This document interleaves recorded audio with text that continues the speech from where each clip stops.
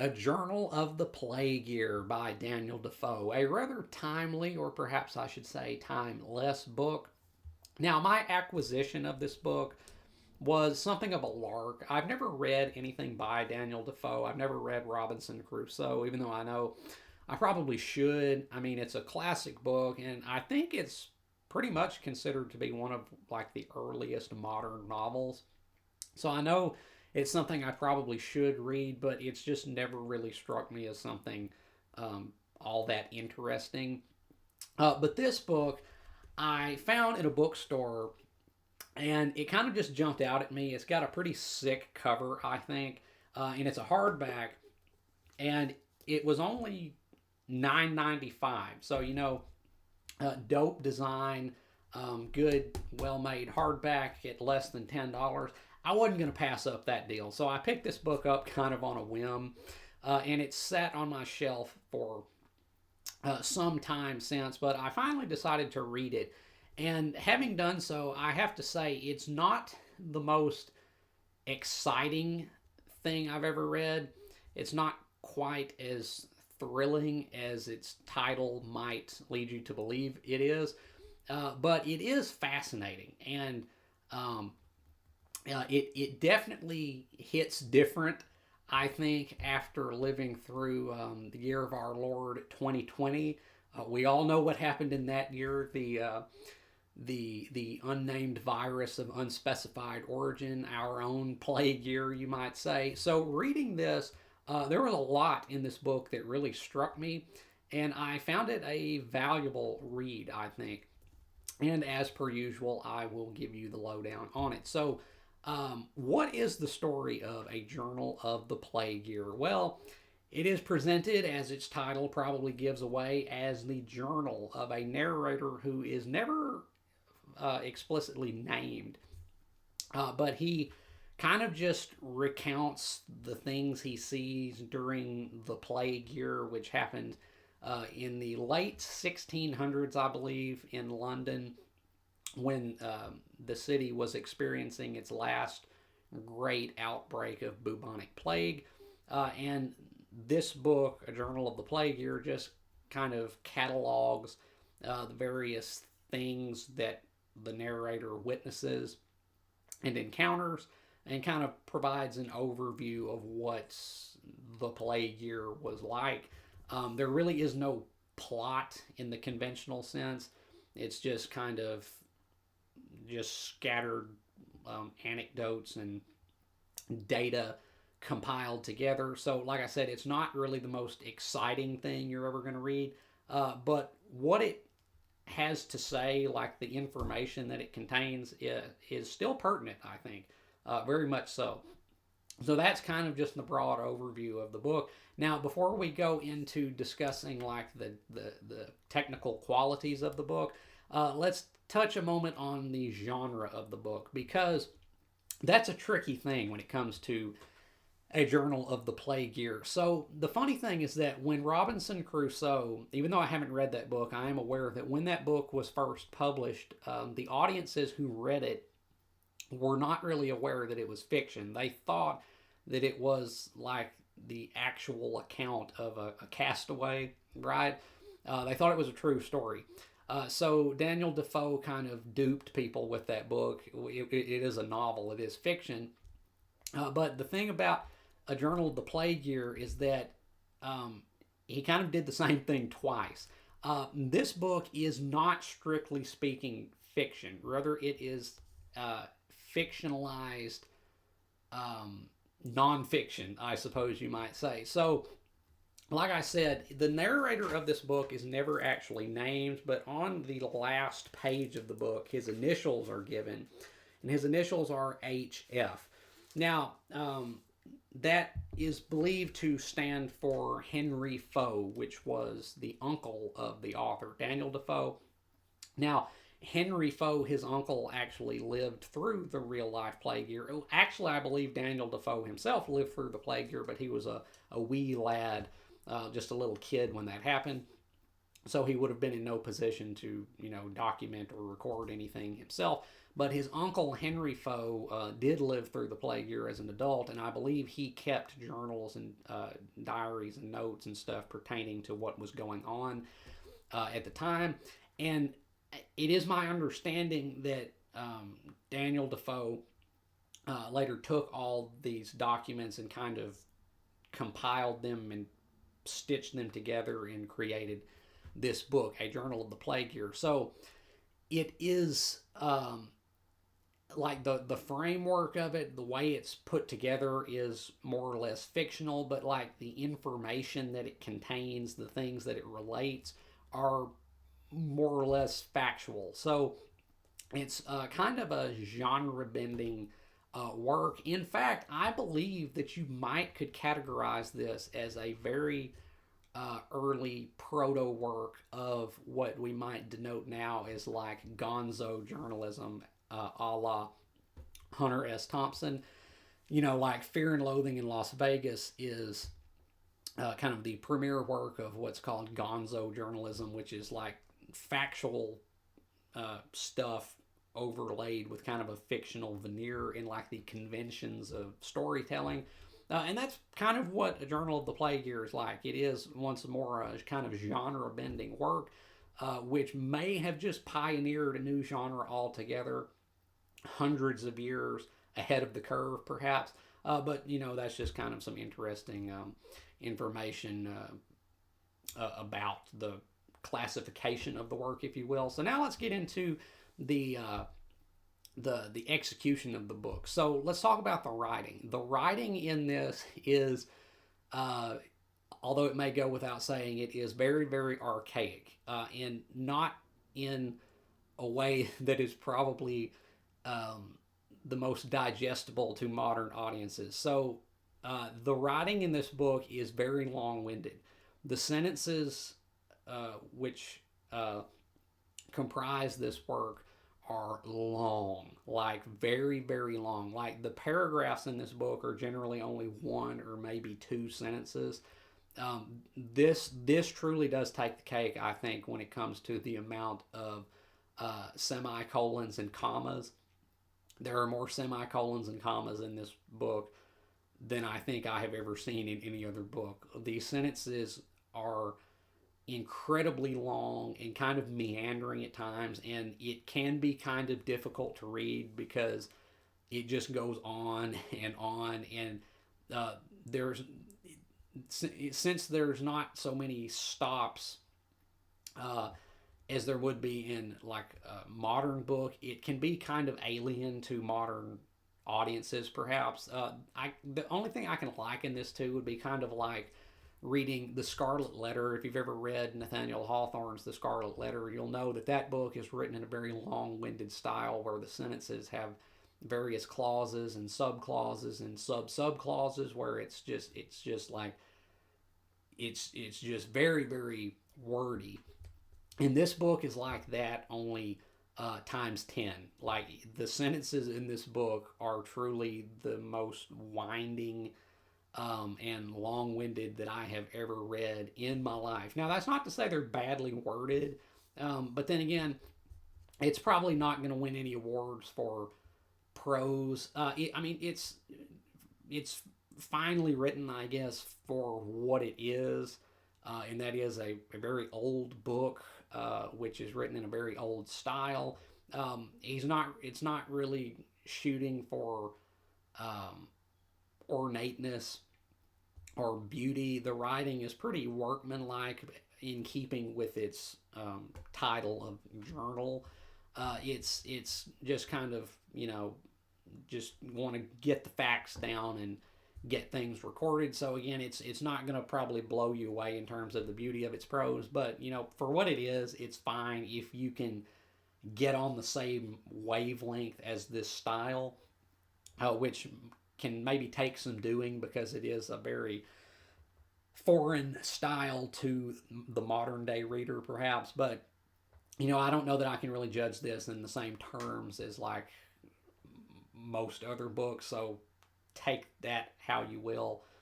Make of that what you will. Now let's talk about the characters. There is basically no characters, no character development, at least in this book at all. The narrator, HF, which I guess is implicitly Henry Foe, the uncle of the author. We know virtually nothing about him. I mean, precious little. He is not the star of the show in this book, and that's kind of an oddity, perhaps, because normally in an epistolary work, the narrator would be the central focus, but not so here. HF is he's basically just the means of documentation. He's just writing down what he sees, what he witnesses, what he encounters. In this book is just the compendium of things that he beholds. So there's not much in the way of character development. We just get, random anecdotes about different people in different situations. So not much in the way of that. Now let's talk about the story of this. Like I said, there really is no plot to this. This is just a year in the life of some people that are desperately trying to not die of a very lethal disease. And it's kind of just documenting their travails as they try to survive. So, and it's recorded in a very dry, matter of fact way. There isn't much emotion in this. It's very clinical in its description.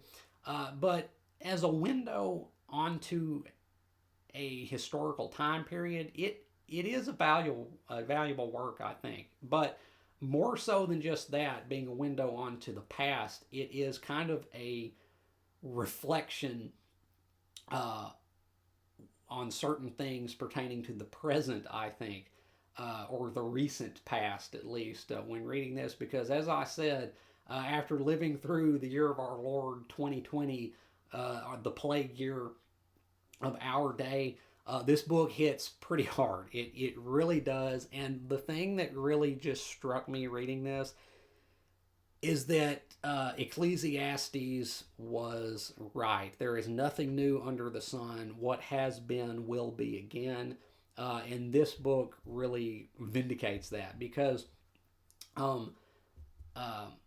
times may change, but people really don't. And it's the way that these people in late 1600s London faced the bubonic plague really mirrors the way that a lot of people in our day faced the unnamed virus of unspecified origin, and not in the best way. The thing about that happens in this book, there's just so much stuff in this book that really called to mind some things that we witnessed a few years ago.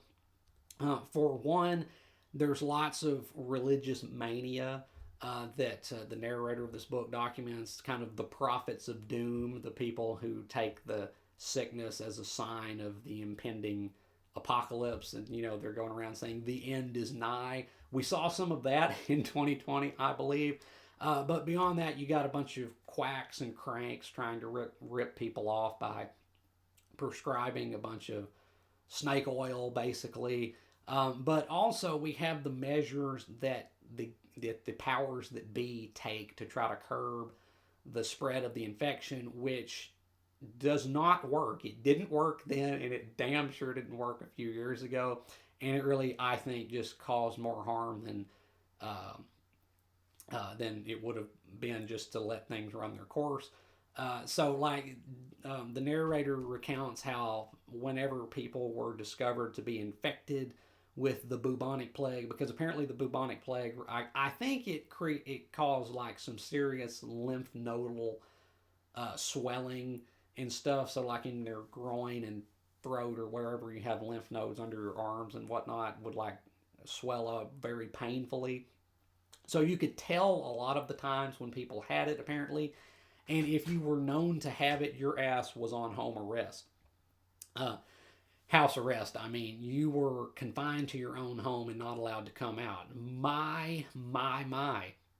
Things don't really change, do they? But the funny thing is that the narrator of this book remarks that that kind of worsened things. It didn't really accomplish what the government wanted it to.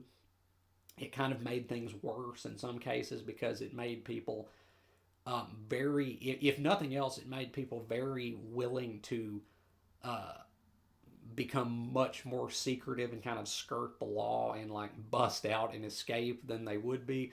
Um, I mean, it really harkened back to 2020 reading this of just how similar some of the measures that governments took to try to suppress the virus or the infection, and how ineffectual that a lot of the time turned out being.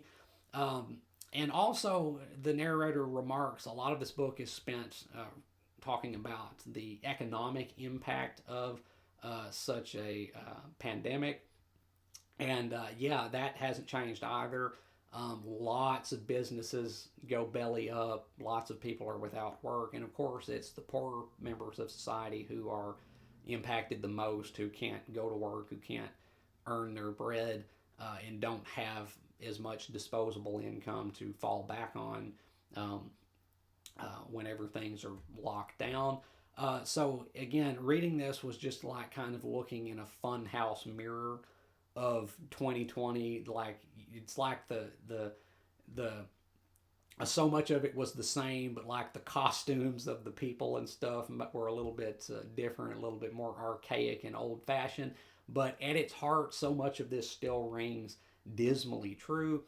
Um, and uh, yeah, it really is still, I think, a valuable work, even though it maybe isn't the most riveting thing, because again, it's so dispassionate in its presentation. And so much of this is just like literally facts and figures. Like so many of these pages are just rife with numbers of deceased and sick, just tabulated and what have you. It's kind of like it. It's very much like reading some kind of textbook at times. But despite the fact that it may be kind of dry, it is once more. I think it's still a very valuable work, and one that rings very true to life, given some quite recent occurrences in our own time.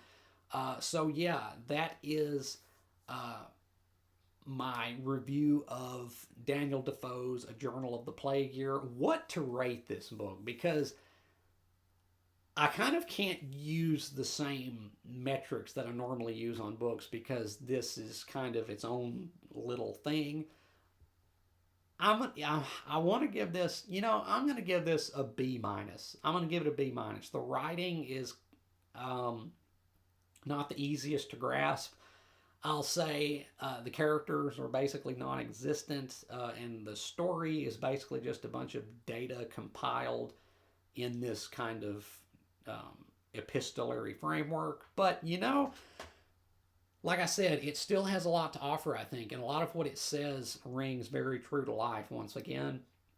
And because of that, I think that this book is still a worthwhile read, actually, especially post 2020, I'll say. So yeah, I'll give it a B minus.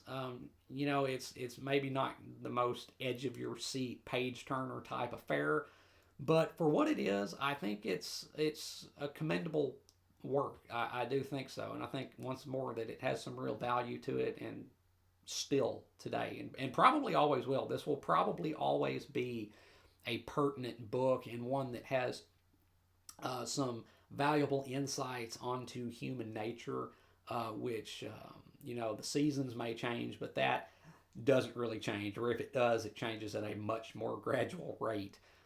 So yeah, I do still think this book has something to offer. So yeah, B minus from me. So yes, A Journal of the Plague Year by Daniel Defoe. Have you read A Journal of the Plague Year? If you have, let me know down in the comments what you thought about it, whether you have agreed or disagreed with anything I've said here today. And if you haven't read A Journal of the Plague Year, I could recommend this. Again, it's kind of boring. It's just very dry facts and figures and anecdotes related very dispassionately. But if you want to see just how little things have changed from one pandemic of yore to another pandemic of very recent times, you might want to check this out because you might just be surprised. And as always, if you have enjoyed anything you've seen or heard here today, remember to hit that like button and subscribe. I would really appreciate it. And until next time, peace.